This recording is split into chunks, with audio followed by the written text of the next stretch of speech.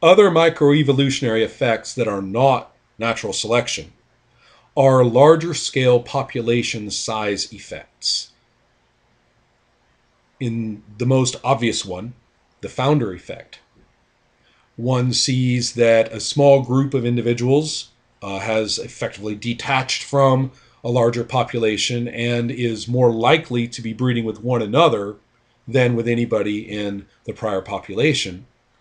Since this is often a much smaller group, we have no expectation that its allele frequencies are going to reflect that of the larger population.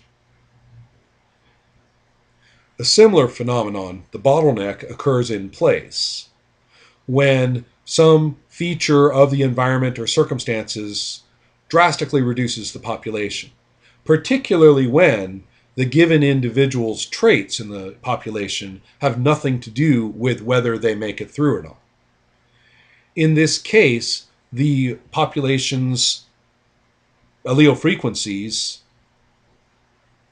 have no particular cause for reflecting the original larger population's allele frequencies. Then there's the more subtle phenomenon of gene migration.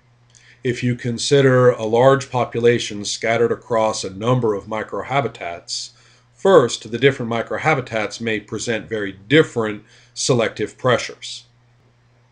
Second, this is a continuous population. Individuals do travel from microhabitat to microhabitat, but most matings are occurring within each microhabitat.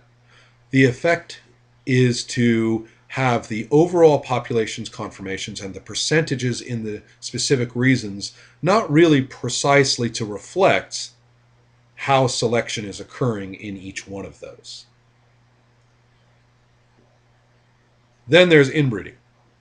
In smaller populations, even if we are not having direct social inbreeding, if inbreeding is occurring at a relatively related level, then an interesting phenomenon occurs called homozygosity, or an increase in homozygosity, which is to say that alleles of the same types are paired more frequently in the next generation of offspring than they ordinarily would. You get a decrease in heterozygous pairings of alleles per gene and an increase in both kinds or more than one kind of homozygous pairings.